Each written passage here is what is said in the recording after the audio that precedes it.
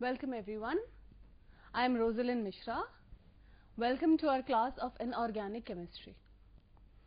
So, now in today's class we will be dealing with our subject Haematinics.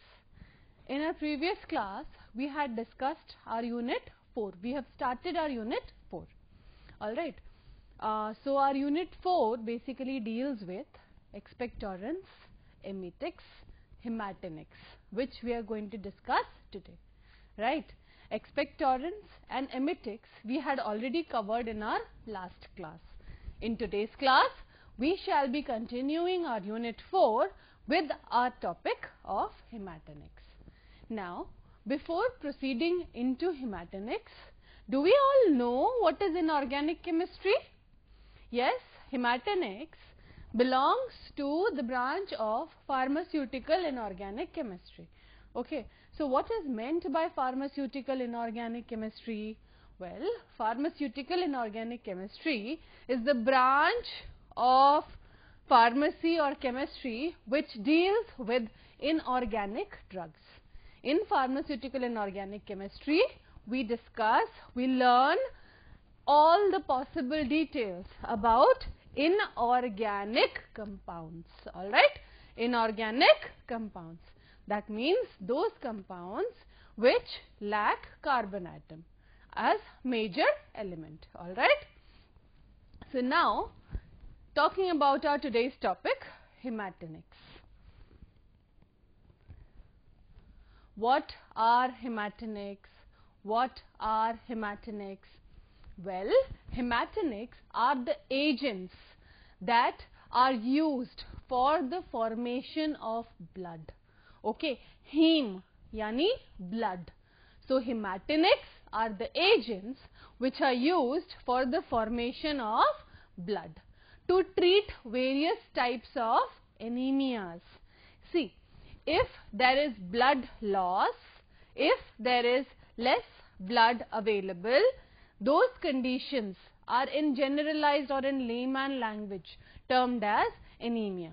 So, Haematinics are the agents which are used for the formation of blood. Okay, these are the agents that are used for formation of RBC or regeneration of RBC or red blood corpuscles to treat various types of anemias. These include iron, vitamin B12 and folic acid. Iron, vitamin B12 and folic acid. These are few examples of Haematinics. So, according to our syllabus, we are supposed to learn two major Haematinics, which is Ferrous Sulphate and Ferrous Gluconate. Alright, Ferrous Sulphate and Ferrous Gluconate. But apart from these compounds, there are other compounds also. Apart from Ferrous Sulphate and Ferrous Gluconate, there are various other Haematinics available. For example, iron, vitamin B12 and folic acid.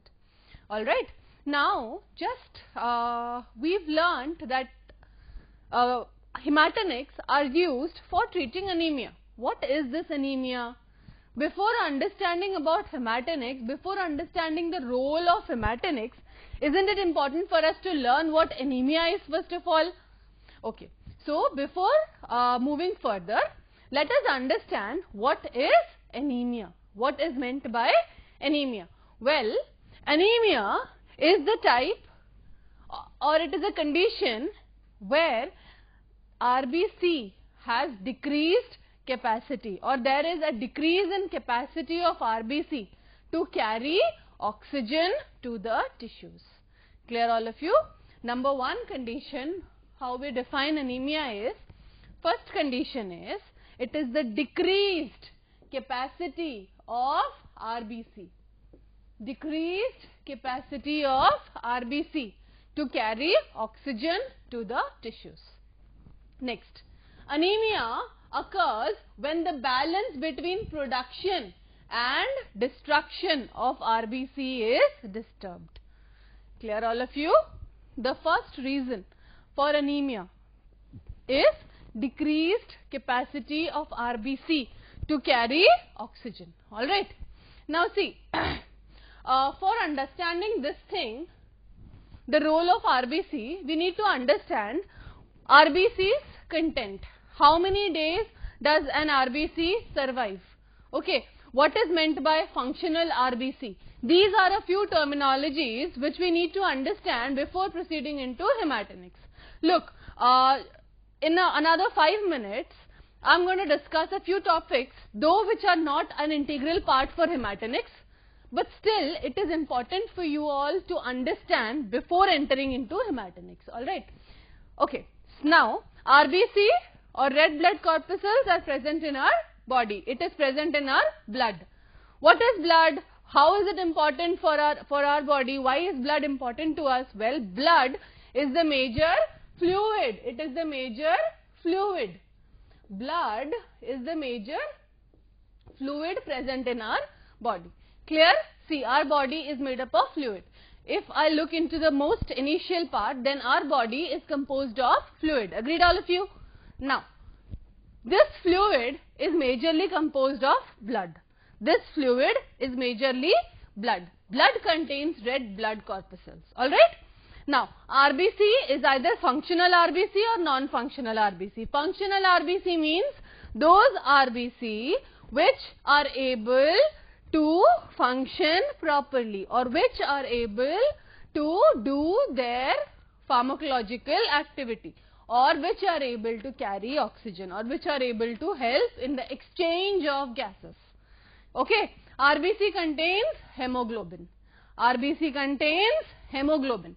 This hemoglobin carries oxygen. It forms bonds with oxygen, or it attaches to oxygen and carries this oxygen to various tissues in our body. It enters into the tissue, it exchanges the oxygen with carbon dioxide, carries this carbon dioxide back to the lungs so that it is exhaled out. So this is the job done by RBC or red blood corpuscles. Hence it is very essential for our proper functioning of body. Okay, so now, so what will happen if the RBC's capacity to carry oxygen to tissues gets decreased?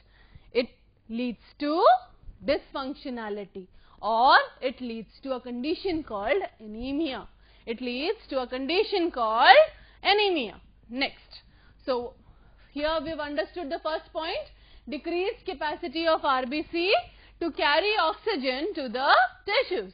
Now moving on further, anemia can also occur when the balance between production and destruction of RBC is disturbed. Okay, see, the shelf life or the life of a functional RBC is 120 days.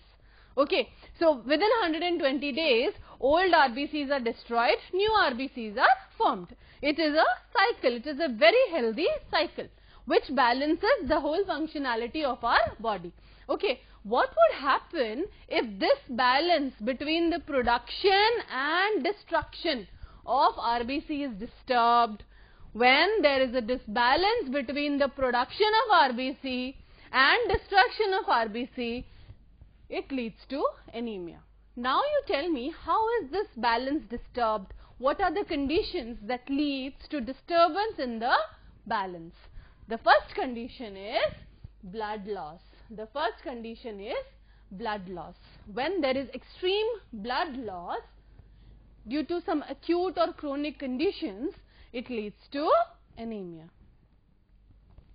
The other reason which could be possible for causing anemia is impaired red cell formation. Impaired formation of red blood corpuscles. Number one, destruction of RBC due to blood loss. Okay, that could be a reason for anemia. The second reason is if the body's functionality to produce RBC gets impaired, then again it would lead to anemia. Alright. So, impaired red cells formation. This impaired red cell formation could be due to again several reasons that we will discuss now. Number 1, due to deficiency of essential factors, that is iron, vitamin B12 and folic acid. See, iron, vitamin B12 and folic acid are integral molecules which are used for formation of RBC, for formation and maintenance of red blood corpuscles. If there is a deficiency of these factors, then it would lead to impaired formation of RBC, hence anemia. The next reason is bone marrow depression. Bone marrow depression. This condition is also known as hypoplastic anemia. This condition is also known as hypoplastic anemia. Erythropoietin deficiency. Erythropoietin deficiency. Erythropoietin is essential for erythropoiesis or genesis of erythrocytes, yani synthesis of erythrocytes. So, erythropoietin deficiency also leads to impaired formation of red blood corpuscles, hence in turn causing anemia. Alright, so the first reason for anemia or the first issue due to which anemia could be caused is decreased capacity of red blood corpuscles to carry oxygen. The second reason could be improper formation or imbalance between the production and destruction of RBC. This imbalance between the production of RBC and destruction of RBC could be due to various reasons like blood loss.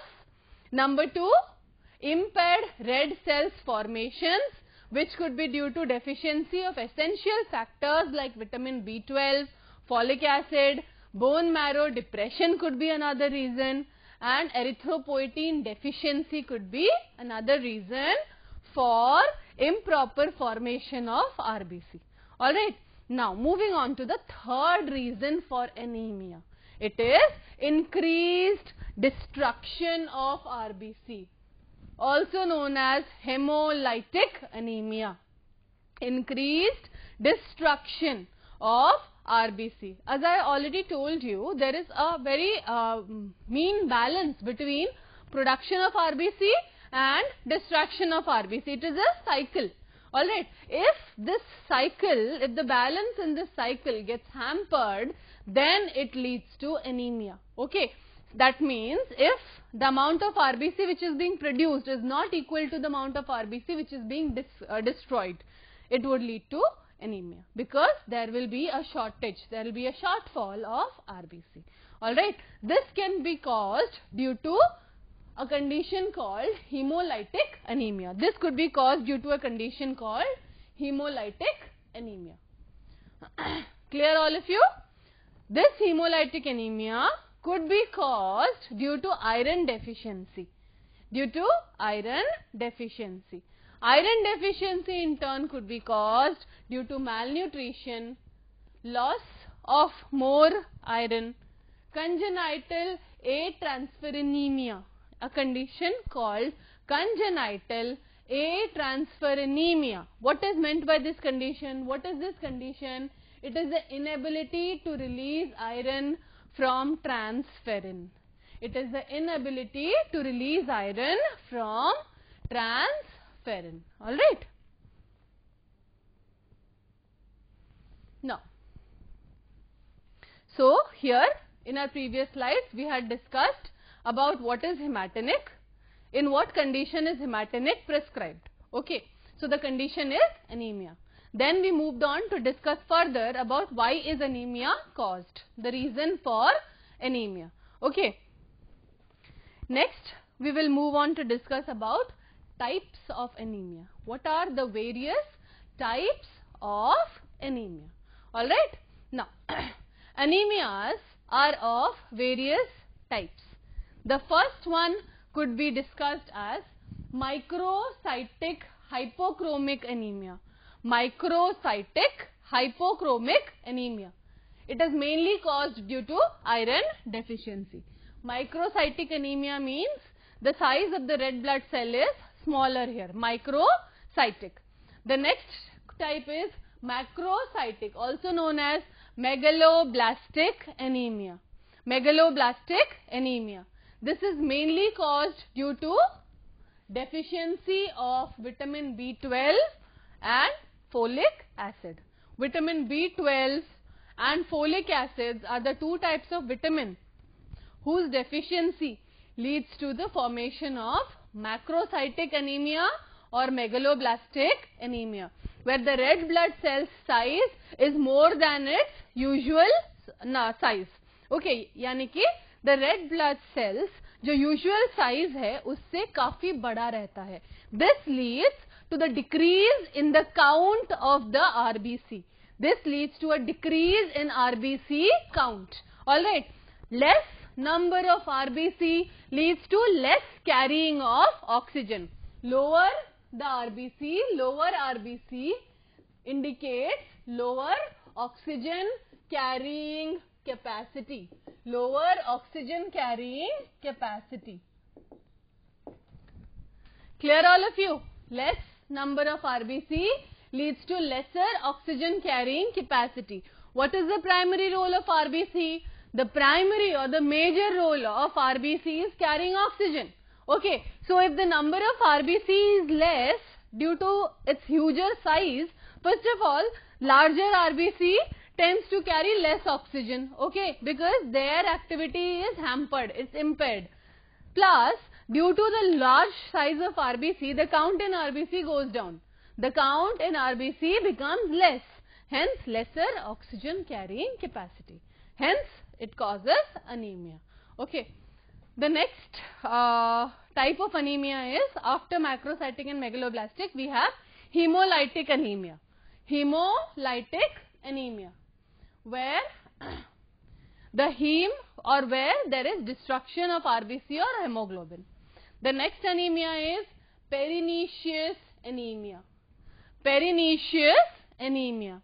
See, very important, pernicious anemia is caused due to the improper number of intrinsic factors. Okay, when there is decreased intrinsic factors. Decreased number of intrinsic factors leads to pernicious anemia. Now, okay, so now in order to understand the deficiency of iron, we need to understand how is iron available in our body. How is iron available in our body? Okay, see, iron is a vital body constituent. It is a very important body constituent. The total body iron in an adult is 2.5 to 5 mg. It is the 2.5 to, it's in the range of 2.5 to 5. It is available in the following forms. Okay, iron is available in the following forms. 66% of the available iron is present in the form of hemoglobin. 66% of the iron which is present in our body is in the form of hemoglobin. Clear? Next, iron is also stored as ferritin and hemosiderin. Iron is also stored in the form of ferritin. It is also stored in the form of ferritin and hemosiderin. It ranges to about 25%. So, the maximum amount or the maximum iron is present in the form of hemoglobin, which is 66%. Okay. Apart from hemoglobin, iron is also stored as ferritin and hemosiderin, ranging up to amount 25%. Next, it is also stored in muscles. 3% of iron is also stored in muscles in the form of myoglobin. Next, iron is also present as parenchymal iron. It is also present as parenchymal iron in the enzymes. Okay, this ranges up to 6%. This ranges up to 6%. Now, see, since we've just learnt that iron is present in our body ranging up to 66% in a hemoglobin. So by default we have to learn about hemoglobin. What is this hemoglobin? Hemoglobin is a protoporphyrin. It is a cyclic ring structure. It's a porphyrin ring, each molecule having 4 iron containing heme residues. Each molecule of hemoglobin, it is a protoporphyrin structure. Okay, that means each molecule has 4 iron containing heme residues. Okay, it has 0.33% iron. It has 0.33% iron. Okay, so the loss of 100 ml of blood containing 15 mg of hemoglobin means loss of 50 mg of elemental iron. Clear all of you? So if there is a menial loss of 100 ml of blood, then 100 ml of blood contains 15 grams hemoglobin. 100 ml of blood contains 15 grams hemoglobin. Okay, so in total 50 mg of iron is lost. 50 mg of elemental iron is lost by a loss of 100 ml of blood. Okay, now to raise the hemoglobin level of blood by 1 gram per deciliter, about 200 mg of iron is needed. In order to raise the hemoglobin level by just 1 gram per deciliter, we require about 200 mg of elemental iron.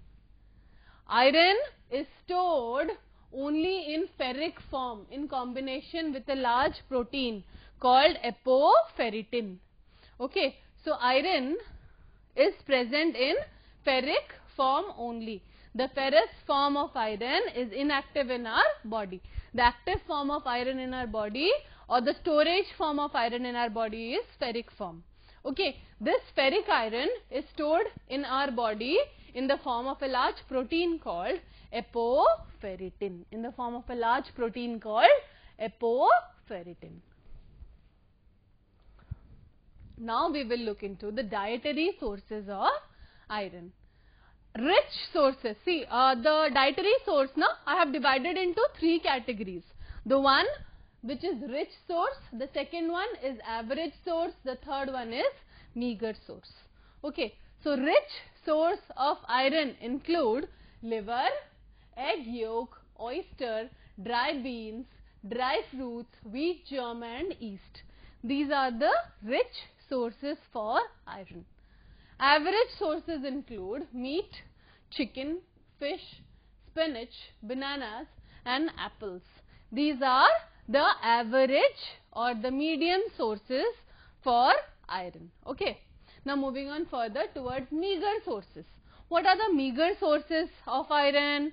Milk and its products and root vegetables. These are poor in iron, but yes, they do contain iron. The recommended dietary allowance for iron in adult male is 0.5 to 1 mg. In adult female it is 1 to 2 mg. In children it is 25 micrograms per kilo. In children the amount of iron which is recommended, or the RD or recommended dietary allowance, is 25 micrograms per kilo. During pregnancy, iron requirement becomes 3 to 5 micrograms per kilo. Now, we will look into the factors facilitating absorption of iron. Acid enhances dissolution and reduction of ferric ion. Reducing substances like ascorbic acid reduces ferric ions and forms absorbable complex. Meat facilitates iron absorption by increasing hydrochloric acid secretion in our stomach. During pregnancy and menstruation, due to increased iron requirement, our body needs more iron during pregnancy and menstruation. Now, the factors delaying iron absorption. Phosphates which are present in egg yolk, they delay iron absorption. Hence, it is always recommended. These are the conditions when you should not take iron along with these kind of foods. Any iron rich food should be avoided along with these kind of foods, because these are the factors that delay iron absorption. Phosphates, phytates, they occur in wheat and maize. They delay iron absorption. Alkalis, alkalis from non-absorbable complexes as well and oppose the reduction. Tetracyclines, they impede absorption of iron, that is, they delay iron absorption. How can iron deficiency be treated? Oral preparations in the form of salts can be given. For example, ferrous gluconate, ferrous sulphate, ferrous fumarate, etc. Parenteral therapy, for example, iron dextran, sodium ferric gluconate complex could be given for treatment of iron deficiency. Various adverse effects of oral iron preparations are observed. For example, individuals differ in susceptibility like epigastric pain, heartburn, nausea, vomiting, staining of teeth, metallic taste, bloating, colic, constipation. These are the most commonly seen adverse effects when iron treatment is being given. Now we will look into our first hematinic preparation, which is ferrous sulphate. Ferrous sulphate, also known as green vitriol, FeSO4.7H2O. It is a hematinic.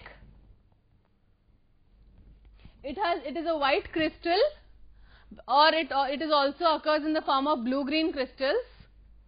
They are orthorhombic in structure. They are odorless, astringent and metallic to taste. They have a density of 3.65 grams per centimeter cube. The melting point is 680 degrees Celsius. The monohydrate form is soluble in water. They have a refractive index of 1.591. Ferrous sulphate is prepared by dissolving iron, ferrous oxide and ferrous carbonate in excess of dilute sulfuric acid. Iron is made to react in the presence of sulfuric acid. Ferrous sulphate is formed. Then ferrous oxide is again made to react with sulfuric acid to form ferrous sulphate. Next, ferrous carbonate in the presence of sulfuric acid forms ferrous sulfates.